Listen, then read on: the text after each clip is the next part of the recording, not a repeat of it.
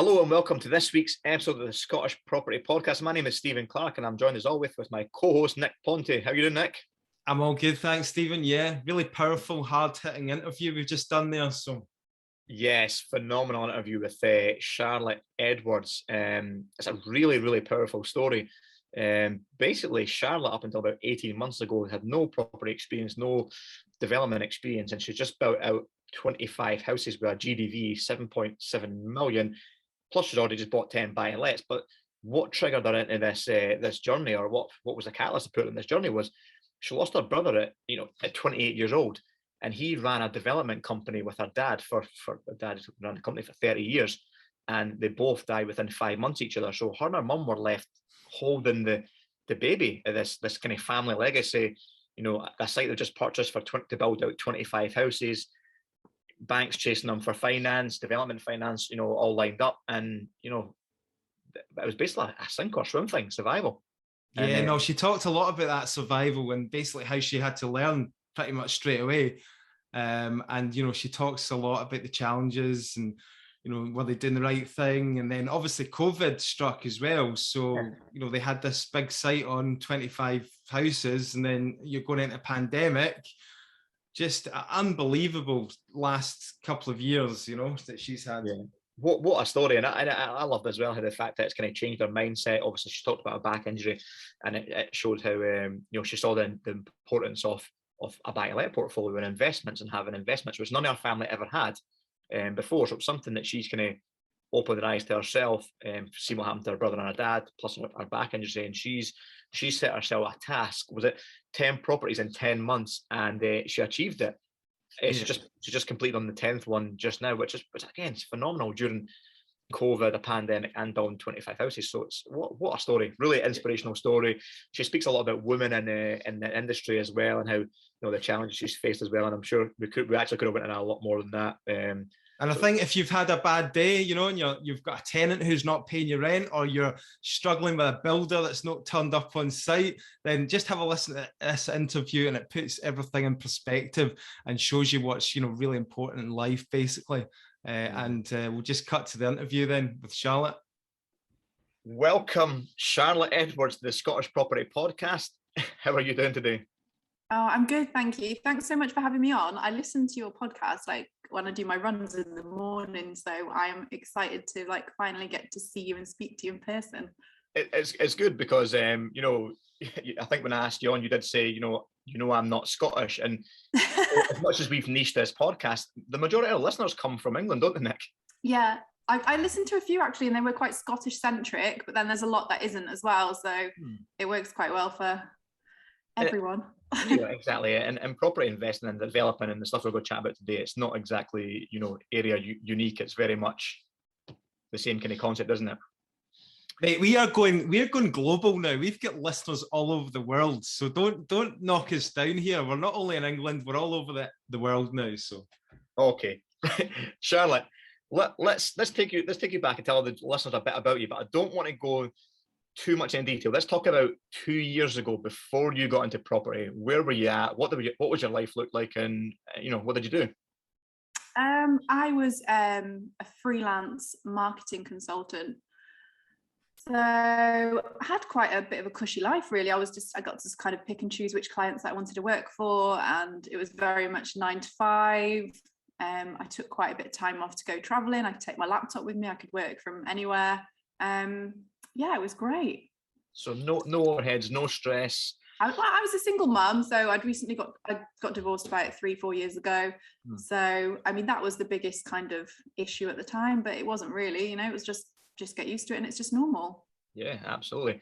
Now, take us to 18 months ago, when property development and property became a huge part of your life.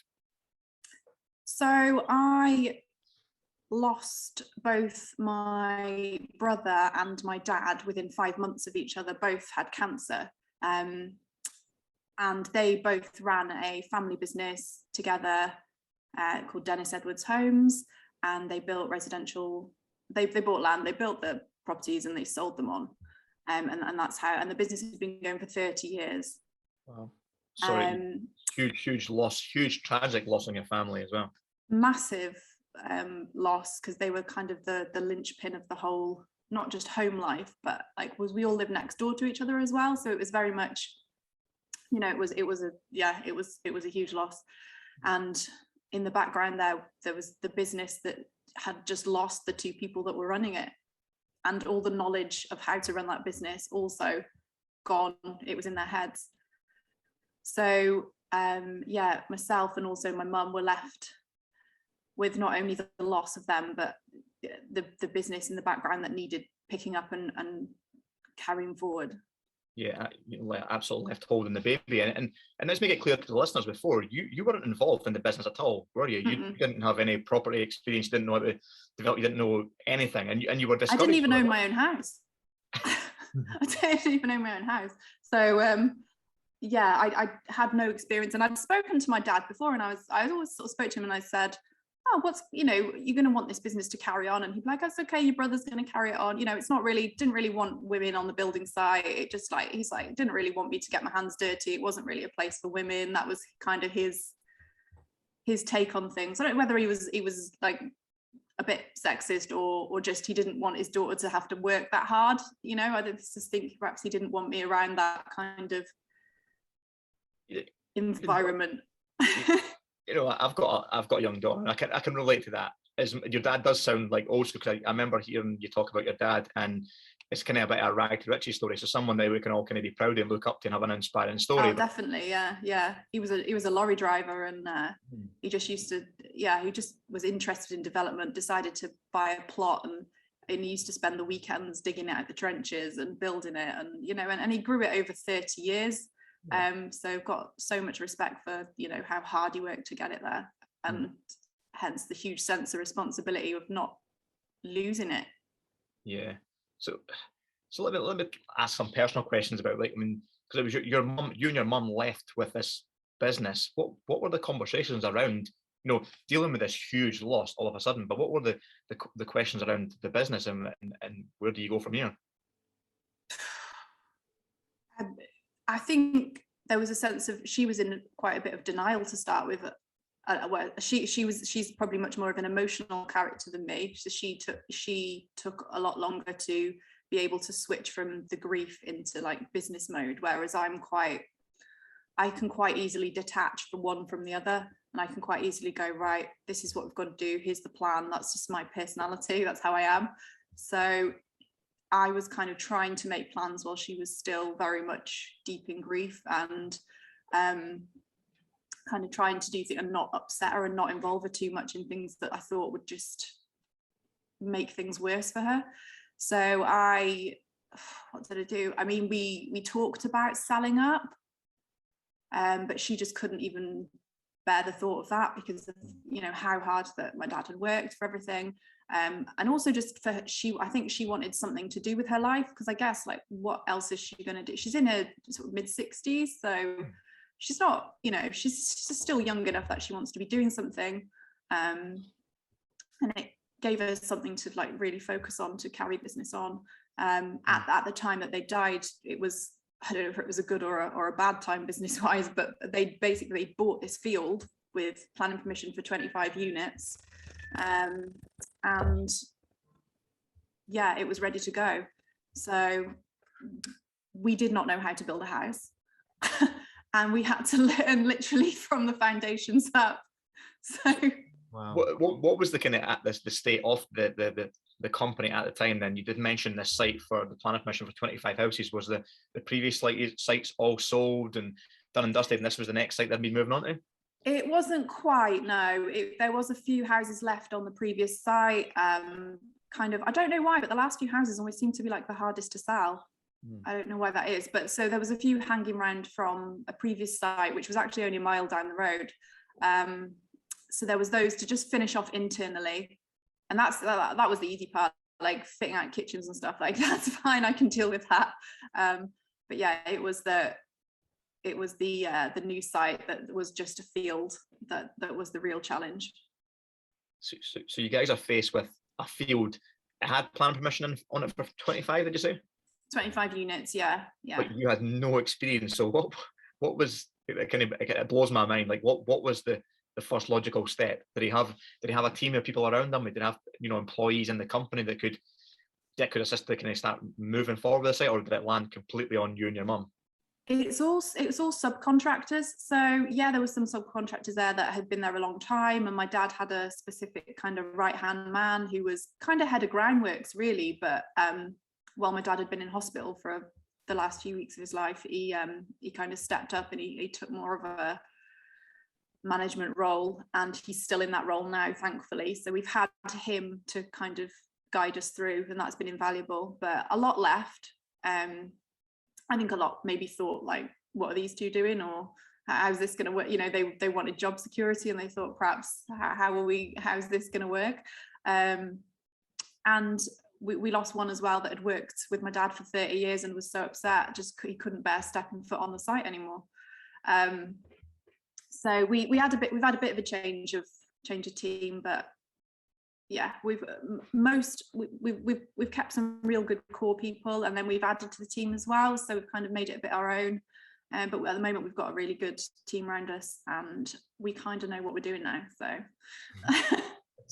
it does feel like, I'm going to put some time perspective on this, because I mean this was 18 months ago. This was right at the start of COVID, wasn't it? Yeah. So this happened. Yeah, COVID happened a couple of months after we took over. So you know, we've all faced these issues with our own projects over the last 18 months as well, material shortages and labour, and you know, everything that the country's through. As you know, as a developer for a first time on a 25 unit site and dealing with coronavirus, like how did you start? How did you start muddling through this? Well, I remember we'd got about 2 houses or 3 houses halfway up, kind of to first floor joist level, and then everything shut down. Like everything around us shut down. People weren't allowed to look for houses anymore.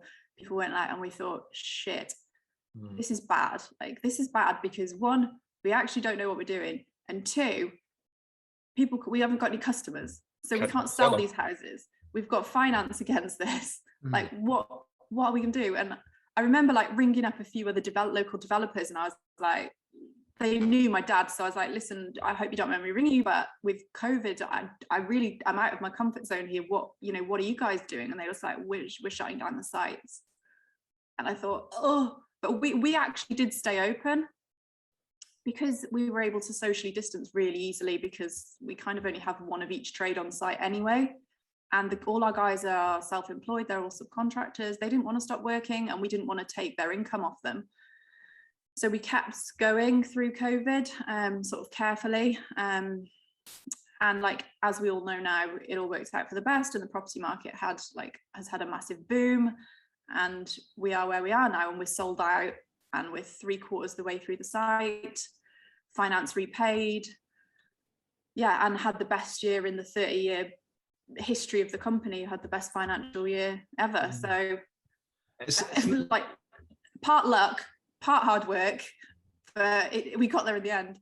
Yeah, it's not often, Stephen, you hear me like go silent, but just listening to that story there for the first time, hearing that, you know, huge admiration to you. I mean, that's just a phenomenal story, and I'm so sorry for your loss. And it's just amazing how you've managed to turn things around in such a short space of time. What was really driving you? Was it like, did you just think to yourself inside that you just wanted to make this happen, that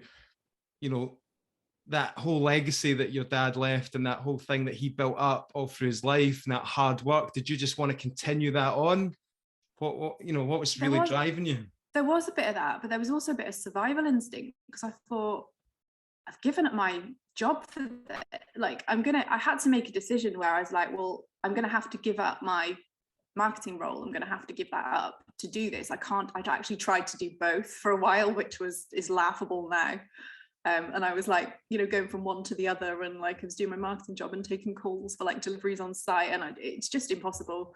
So I had to give up one for the other. I think survival, and also the legacy as well, and not wanting to kind of drop a ball, basically keep it all going. Yeah, and I didn't really know what the future held, especially when COVID came. I thought, well, like, we're definitely going into a recession now. Like, this is going to be the end anyway. I'll just try and get this finished off and do the best I can, kind of repay loans, and let's just, just get this finished. Yeah. It's such an important thing, is the reason why, and I can't think of a stronger reason why than to carry on a legacy for your dad and your brother as well. But you just touched on something there that I think is really important to go into. You mentioned development finance. You mentioned paying off finance. Now, you said you didn't own your own home before. Your business was off a laptop and stuff like that. This is something that scares most people going into building a buy-to-let portfolio or flipping their first project, when they're maybe taking out a bridging loan of 50, 60, 70, 80, 100 grand. You're not talking about that kind of numbers. You're talking about adding another couple of zeros onto that. I am. And I'm somebody that used to get like anxious if I'd got £100 into my overdraft before I got paid before the end of the month. I mean, I was not used to these figures. And even now, I let my mum do all the banking, because I can't even look at it. Like, it scares me to see what goes out. We're talking about 6 figures going out every month just to cover costs. And it's really scary. And of course, in development, like, you don't get any profit until the end of the project, and the project's 2 years. Yeah. So you're living off almost like a wing and a prayer for 2 years, hoping that the property market doesn't crash, and that you've got your sums right. And of course, now we've got a situation where all the materials prices are rising, like, it's not for the faint-hearted. Whereabouts is this site, or the one that you were kind of like doing when your dad passed away? Yeah, I'm in Shropshire, so kind of like really in the countryside, kind of near North Wales as well, not far from North Wales. Nice. And you're the same concerned as everyone. You're just getting into this, and then you're seeing coronavirus coming, and you're saying, well, no, the prices are going through the roof, that the market going to crash, the market's just being shut down. Is there going to be demand for these houses? That must have been another huge worry over your head, like, along with everything else, trying to run a site for the first time.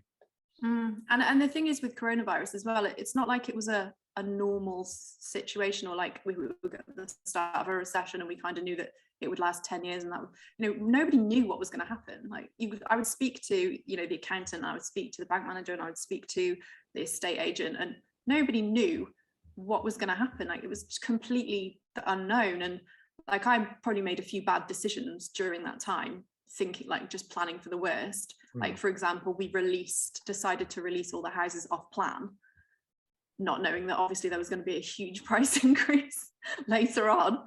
So that was a mistake. But we were like battening down the hatches. We were thinking, right, okay, while people can still look at houses, let's try and sell stuff off plan. Or even while they couldn't come out and look, okay, well, maybe we can sell stuff off plan then. Something that I wouldn't necessarily do again, but No, I done exactly the same with a flip project I was doing, during it as well, and sold it kind of off market and let the owner pick their finishes, and I realised that I probably sold it for 30% under what I could have sold it for. Yeah. But yeah, you do. You shouldn't just. We're all consumed by it, and you're preparing for the worst to happen and trying to protect your business. Let me ask you a question which I think is quite interesting. Like, you've not got property experience, you've not got development experience. You're a female in a male-dominated industry, and you're now dealing with accountants and bank managers and sites and suppliers and trades. Did people take you seriously straight away? Oh, here's Daddy's girl coming to go and run our business. Did you get a lot of shit like going through this? Because I mean, I can imagine you would have. It was mixed. Like, a lot of it was like sympathy, like, which is so, a lot. You got some people that just had a lot of sympathy and just like that knew the family and like knew what happened, and they were just like, "I'm so sorry what's happened." And then you get like people turning up on site going, looking for the man in charge, like looking past me. So that's it. I still get that at least once a month. Somebody that will turn up, a bloke will turn up looking for the man in charge. That must be so embarrassing for them when they realise. I enjoy embarrassing them when they say it. Like, just on that, like, I mean, it's quite a common theme, because like, even like events that we do, like on our Zoom calls and that, where we do our kind of networking and stuff, and even looking at the ticket sales coming in for forthcoming networking event, it's like really heavily male dominated. So what's kind of what are the barriers for women in this industry? You know, like what is going on? I think the thing is, I think there's a lot of people who get into property development and property investment that have worked on the tools and like have been tradies, and then they you know, because they're in an ideal position to take on a project and kind of do a lot of the work themselves and make a bit of money on it. So then you haven't got the women doing the trades. So why aren't they doing the trades? You've got to look at where they're coming from, education wise, and what routes they're being encouraged to go in. And then you've got things like, you know, hand tools that are made for man-sized hands. You know, they're not made for women-sized hands. So consequently, you know, it's harder for women to do the job. It takes them longer to do the same job, and they have more accidents because they're not made for women to use. I don't know. There's a lot of, I think there's a lot of husband and wife. Women could do this so much better. Well, women are great at like so many, you know, multitasking, project management. Like, I think women are, I don't know. It's a shame. I'm so, the first workshop I ever ran during COVID, I got, you know, a lot of messages in the saying, you know, why is there only one woman out of 18 people in the you know, in the course? And I sold it through Instagram. I thought, well, I don't know, like, you tell me. I'm marketing. I've got a daughter. I want to promote women. I really want to empower women. And when over the last few, the women that have came on have actually done so much better than men. And I think it's what you've just described it as is probably the negative effect of it. When guys think they can do things, they do things, which means they're not outsourcing. They're not looking at the bigger picture. Now, and you've just made it. You're a prime example of that. Your dad's built a phenomenal company. He's went from kind of this rag to riches story from a trucker for 30 years. You took over the company in 18 months and made it the most profitable, you know, year in 30 years. Like that's huge acumen to say that women can do this shit better than men. Like, you know. Yeah, I think like my first employee has been my wife, and it amazes me when I look at what she achieves in an hour. It usually takes me about 4 hours to do. Do you know what I mean? So I think productivity, in my experience, is definitely better from women. You know what I mean? Maybe. I mean, they can do it at least as well as men. Let's put it that way. You know, so I don't know. It would be nice to see more. Like if a woman comes on site now, like I think we've had like a woman. We had a female painter and decorator. You get excited. You're like, oh, hi, like nice to see you. You know, it's just it's strange for a woman to walk on site. You're just not used to it, and it shouldn't really be like that. But I find it as well, you know, when I first was going to work on site, I went into like the builders merchants, where this builders merchant, they've got a whole floor of site wear, you know, the jackets, the trousers, the boots. I was like, oh, where's the women's section? Oh, no, they haven't got one. There's no women's section. You know, they're like, oh, maybe we can try and order you something out of a catalogue. And I went, oh, you know, it's 2021. You think, I mean, like they would, you know, it's just mental how it does seem to be quite slow. I mean, it is getting there, obviously, but it does seem quite slow. And I think the figures is less than 10%, something like that. Yeah. We love it when we get guests on like yourself, and obviously like we had the property duo on, which you're aware of as well. Yeah, I like them. And you know what I mean? It's just great to see them doing good things. So yeah. And obviously Stephen, he's got, you know, his own daughter who's getting involved as well. So you're huge. I've no chance convincing her. She wants to be a princess, a ballerina, and a teacher. I have no chance. But you know what? I'm big on that because I spoke to my wife quite a bit about this, and I look at my daughter, and she's so much like that. You know, this is going to sound like a real fucking parent cliche, but she's so much more advanced than boys. When I see her in class and at swimming lessons and stuff, and I always kind of thought about growing up as well. It was like you see. And my wife put a good perspective on this. She was like, yeah, girls were better at a lot of things until they kind of hit teenagers, like 13, 14. It's like they get suppressed. And I'm kind of so trying to figure this out. Obviously, she's only 5, so I've got a long time to figure it out. But I want to figure out like how to not suppress any, and not put any negative doubts in their mind, like not put any objectives in. Like you kind of mentioned that your dad didn't want you on site and didn't think it was a place for a woman. And it's just like it's an old school kind of mentality that it's probably difficult for women to get ahead in workplaces and get ahead in industries as well.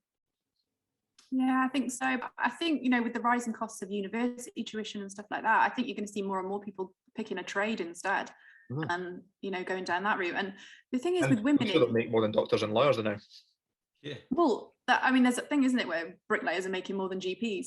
So as long as you don't mind working out in the elements, you know, it is a good job, and it can lead into so like all kinds of property development avenues, property investment, building up there's so many trades. You've got their own buy-to-let portfolios. They're like dark horses because they come there and they do their trade, but actually they've got like 10 houses that they're renting out on the side. It's like, because their skill allows them to do that. So what is your kind of role then in the business, like day to day? What's your kind of typical day look like? Well, I do the jobs that nobody else will do. So sometimes I might be like, I just had a text message before I come on now. Can you clean out plot 14 for me? I want to go in and do the joinery. It's like, well, the labourer is busy like doing something else. It's like, well, somebody's got to go in and clean this house out ready for the joiner to go and do his thing. So that's, for example, will be something I've got to do later this afternoon. But also I'm sourcing, I'm looking at new deals. I'm speaking with solicitors, estate agents, the bank managers. I'm preparing financial forecasts. Everything like a small business owner would do. I do a bit of everything: the marketing, the legal stuff, the contracts. Podcast interviews. Podcast interviews. So this is a huge, like, completely different world from what you were used to a couple of years ago. You enjoying this? Are is it something completely new to you? Do you know what? I hated it for like the first 6 months. I remember I started in like midwinter and it was horrendous, like awful, like knee deep in mud and freezing cold. And I've been in an office for like 15 years. So I just was not used to this. But I love it now. I love the freedom of it. I love that I can get up from my desk and I can walk out and I can actually I don't even mind cleaning up and like tidying, carrying, bathroom suites upstairs. And I don't mind doing that because it's such good variety. And I love what you create at the end of it. Yeah. Having, going from like the footings right up to the house with the kitchen and the bathroom in it and it looking like super nice. Like it's so rewarding. And that, like, the thing is with development, like you never really see any money out of it. It's not even about the money because the money's always in the ground. And once you sell a house, it goes into the ground for the next one.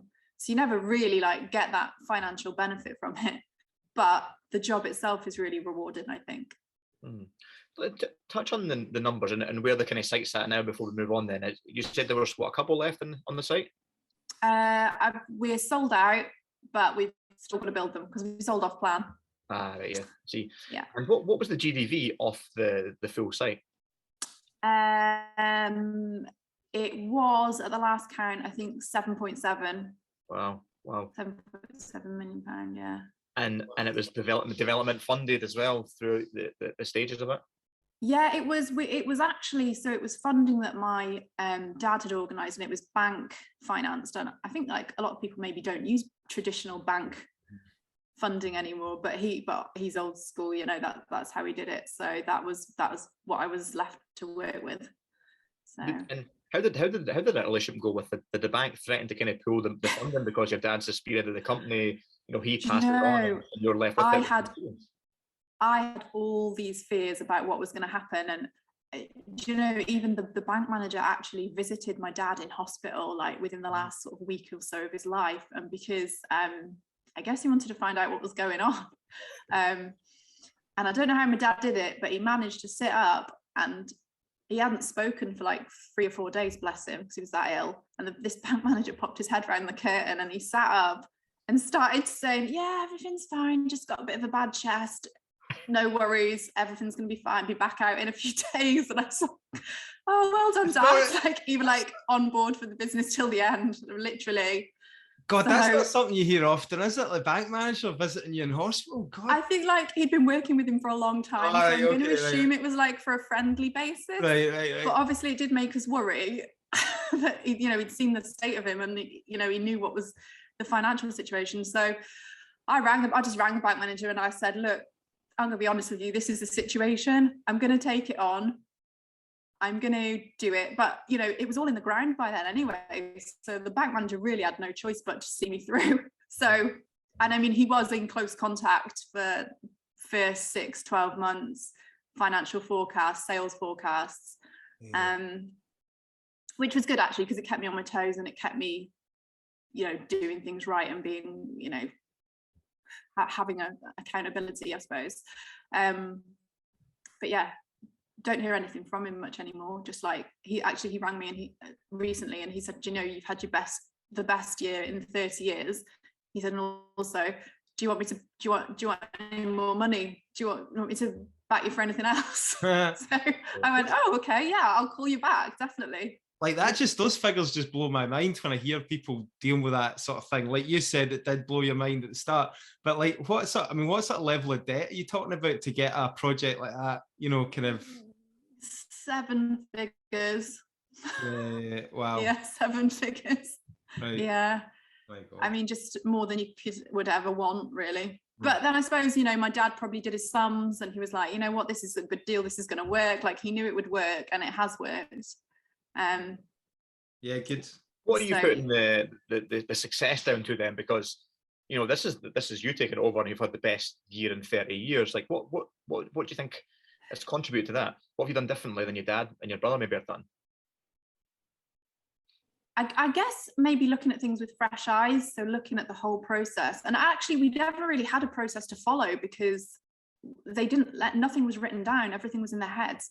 So I guess like literally just going back to basics and going, right, okay, and putting systems in place. There was no kind of purchase ordering system. You know, if the guys wanted materials, they would just ring up and order them and get them delivered. Like there was no sort of streamlined. So we've streamlined everything. Like being multitasking women as we are, me and my mum's sort of like, right, we're going to put loads of processes in place.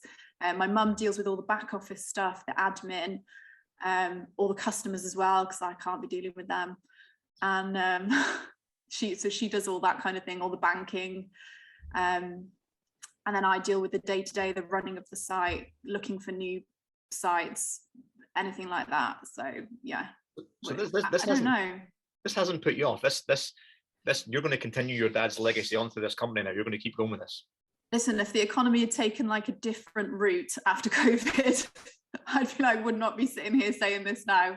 I'd be cutting my losses. But yeah, I think everything's. I think you're probably being modest because, like we kind of touched on there, I've done it on a smaller scale with selling off plan or selling before. You've done the same. You've not maximised the revenue stream. That's true. You're not taking advantage and says, oh, the price have just risen, 15-20%. I've just got lucky because of what's happened. That you've not. You've taken a lot of sales off market, which could have got more for. So I don't know. I think you've done a phenomenal job. I think we do a lot of the work ourselves as well. Like we're not hiring like site agents with a company car and a laptop and a phone. Like we're doing a lot of the work ourselves, which obviously keeps costs down, and it's good for us to then learn how everything works. So yeah, no, I do enjoy it, and I would like to carry it on for my own, like selfishly, like for my own enjoyment of it, because actually we like doing it. And I've been out of marketing for almost 2 years. I feel like I've lost I don't know how I'd make a start back in that again. And you know, me and my mum we need something to keep the legacy going as well. And I'm sure it'll bring you guys closer together as well. Yeah, too close sometimes. Too close. Let me move on a little bit, because when I first kind of saw you on social media, I didn't realise this backstory we've just covered, which is phenomenal. I saw the whole 10 for 10 thing. So you build your own buy-and-let portfolio, didn't you? Yeah, I did. So can you tell us a little bit about the goal? I mean, the goal you set is massive in a short period of time. And can you tell us a little bit about that and why? What was the mindset change? Well, there was a big mindset change, because I never thought that I could be a property developer. Like I never thought that I could do that. And so when I realized that I was doing it, I thought, what else can I do? Like, what else can I do on the side of this? And also, what if this doesn't work out? I need some sort of security. So I set myself, I thought, you know, listening to a lot of like your property podcasts, and you listen to landlords, and you got that that financial freedom message of having like a nice portfolio. And I thought, yeah, okay, I'm going to do that. I'm going to try and build a property portfolio, and I'll set myself a target. I'll do like 10 in 10. So I want 10 houses, nice round number, and I'll try and do it in 10 months. So I just did it. And I've actually just agreed the sale on the 10th property. And actually I'm in 9 months in. So I know it'll take. Sorry. What sort of properties are you talking like, about? Honestly, like the worst scummy houses that you can imagine. Like we're talking like anything under 100k basically, Right. that I can get my hands on, do up, refinance. And these are not HMOs; out. these are just standard long-term lets. Yeah, just like single units. I haven't got time for the management of HMOs and stuff, so I'm just going single units. I did consider HMOs, but and rents have gone up so much on single units. So I'm thinking, well, I don't really need to do an HMO now. This is like your BRR strategy. You're kind of buying these kind of below market value, or you're doing a renovation to add the value and then refinancing them. Correct. Yeah. How the hell are you time to do that and build 25 houses? No, I don't know. Kids, you? I think I've aged about 10 years in like 10 months.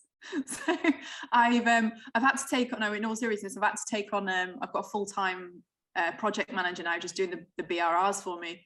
He started as like a handyman doing the odd jobs on Saturday, and I went, what are you doing in the week? You know, like, do you want to just, I've got this house where you just, you know, it needs doing up. Do you do it for me? Because I haven't got time to do it. So, and I've now got him full time. You know, we love interviewing people on the podcast, and you know, I'm one of these ones as well that's kind of took the bull by the horns the last 18 months as well on coronavirus. But I feel like you're putting us all to shame. Like, I feel like you've just fucking took it on another level. Well, do you know the other like reason for me doing the BRR was the 10 and 10 buy to lets was because before I got into the development, before my dad and my brother passed, I slipped 2 discs in my back and I found myself in bed for like 3-4 months, like while I had surgery and recovered. And as a self-employed person, if I didn't work, I wasn't earning any money. And that was a very stark realization of, I'm completely reliant on my own time to make money, and like having that passive income of property. Like if I'm, you know, hopefully never in that situation again, but if my back ever went out again, I thought, well, I've got income coming in. So that was another one. Did your dad, sorry mate, I was just going to ask, did your dad and your brother own any investment properties at all throughout their kind of career? No, it was always purely build and sell. But that's something else I'm introducing into the business now, actually, is build and hold. Yeah, because when it comes to sell it, like, you know, when it comes to selling property now, what use is the money in the bank, really? You know, it's just losing money. Whereas if it was stayed in the properties are going up. So it doesn't make any sense to me to be selling everything at the moment. It sounds like you've got this kind of good combined strategy. I've seen it from a different picture, because the way I would look at it as well would be exactly the same. If your dad and your brother didn't pass away but got ill and they weren't able to run the business was going to fold, and they've got no investments in the background to pay the way, you know, cover their overhead. So it sounds like you kind of, was that part of the process as well? Obviously your back injury plus what happened to them and not having these assets behind them. Do you think that kind of made a bit of an impact on you? I never thought about it at the time, but yeah, you're right. Yeah, I mean, to be honest, I know that's something that I never thought about, but yeah, absolutely. Now, you know, in my situation, they sort of seemed invincible, as it were. You know, I thought that, you know, and you know, even if something happened to my dad, you know, my brother was there, so it's fine. He was only, you know, he was 28 years old. You just don't think, anything's going to happen. That sort of stuff, you always think like, oh, that sort of stuff doesn't happen in my family, like just doesn't happen to us. Like we're all fit and healthy and everything's good and the business is running well, and you just don't see it coming. Wow. I'm just 28. I didn't realize the age.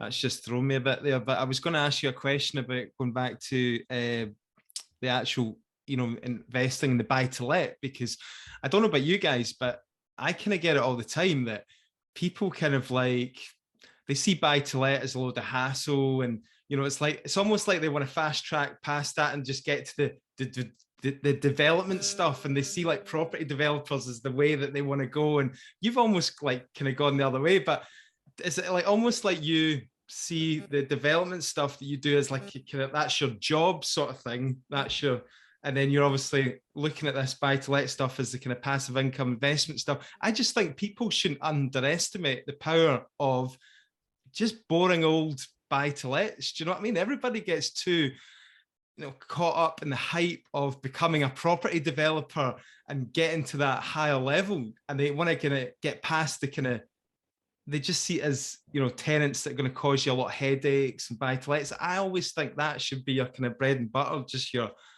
core of your investments and stuff. I don't know. I know I've gone about it backwards, haven't I? But they are two very different things. Like, you can't retire as a property developer. Like, you're going to be on site all the time. Yeah. Unless you've got a really trustworthy team in place, in which case, and you're going to be like, I don't know many hands-off property developers. Yeah, it's a job, like it's a full-time job, isn't it? Do you know what I mean?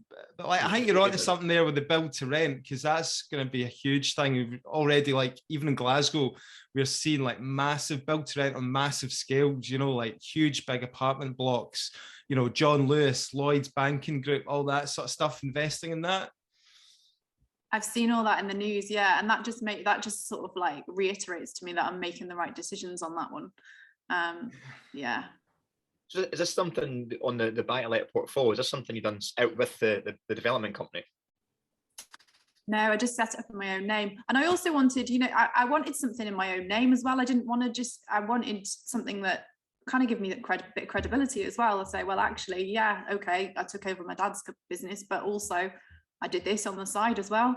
So it gives me a bit more credibility as well, I think, as well as that financial security and that income. And, it's with a development as well, the first 6 months was just living off a credit card, because I didn't want to take any money out of the business, because it's like that stage of intense cash going in and nothing coming out. Buy-to-let portfolio, all right, you got your boring buy-to-let of 10, but you can live off them.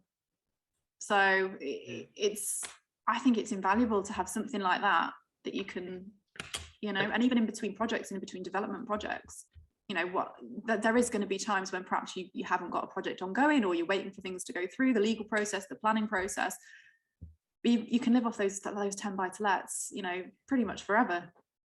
Yeah, no, I think Nick hit the nail on the head as well. Like, it does sound like it's a great foundation to do what you want in life, and you're doing what you want in life is continuing your dad's legacy, the development company. But it probably ties in quite well to what you're doing. But I mean, I suppose you really want to keep them separately as well, because the risk is always going to be in the development and what's contaminations in the ground or any millions of things that can go wrong on a site. Which your buy-to-let is quite standard vanilla stuff. That's the assets are parked, they're kind of ring fenced on the development, so they're protected as well.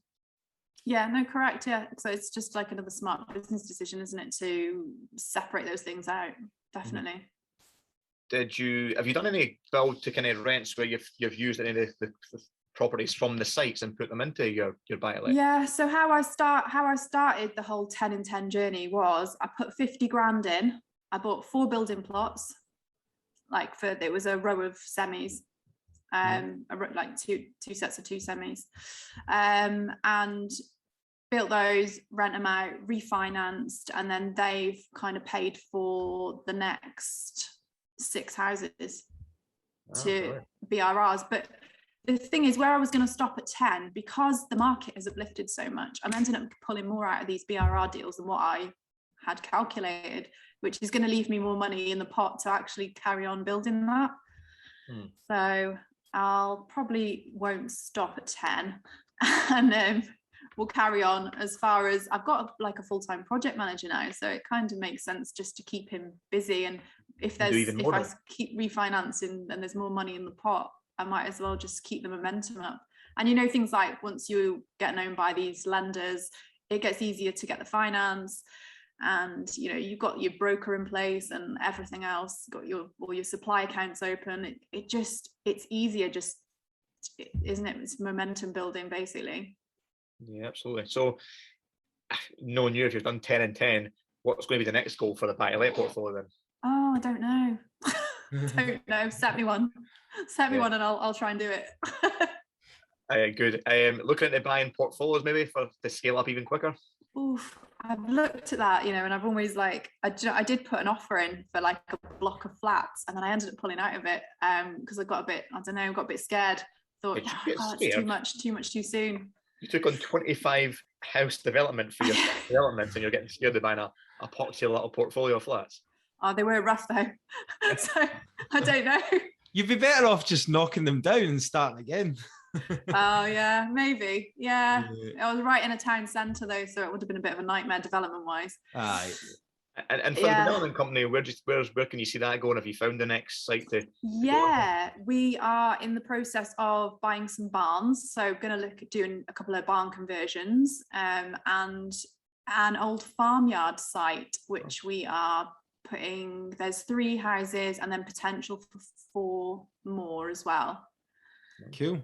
So we might see you on the next episode of like Grand Designs or something like that. But the sounds of things, that sounds pretty cool. Well, it'd be entertaining anyway, if nothing else, because they thrive off stuff that goes wrong, don't they, on those programs? Yeah, and there's plenty of that going on. Absolutely. No, it's been a phenomenal chat. Actually, I know I did say that at the start. I'm pretty sure we can do 2 podcasts on what you've done in the last 18 months alone. It's been phenomenal. Amazing, huge admiration, by the way, and that story is just like blowing me away. So yeah. Oh, thanks so much for having me. I've really enjoyed it. Actually, I've really enjoyed chatting to you. Nick Ponte, speechless. Charlotte, you've actually done the unthinkable. Yeah. and where can everyone, where can the listeners reach out to you or follow your story? Follow because this is only the start for you. And you know, you can see the drive and determination you've got, and this is only going to be the beginning. Where can people follow you, reach out to you? I'm on Instagram. I'm only on Instagram. I'm on Instagram at accidental female developer. Kind of says what I do, really. Nice name tag. That's cool. Yeah. Remember that one. Brilliant. We'll put that in the show notes, Charlotte. And thank you very much for joining us on the Scottish Property Podcast. Thank you. Thanks so much, Charlotte. Take care. Bye. Wow, what an interview with Charlotte Edwards. I hope you guys enjoyed that. I know myself and Nick did. We got Nick Ponte speechless a couple of times during that interview. Nick for once, I was just listening and not saying anything because, like, you know, what that girl's been through is just an amazing testament to her character to get through that. And where she's taken it, it's not just, you know, it's not just survival she's done. She's taken the company to the most profitable year in 30-year history, which is phenomenal with no experience. Looking at it from fresh eyes and just, you know, hard work, determination, and a strong reason why. It's phenomenal.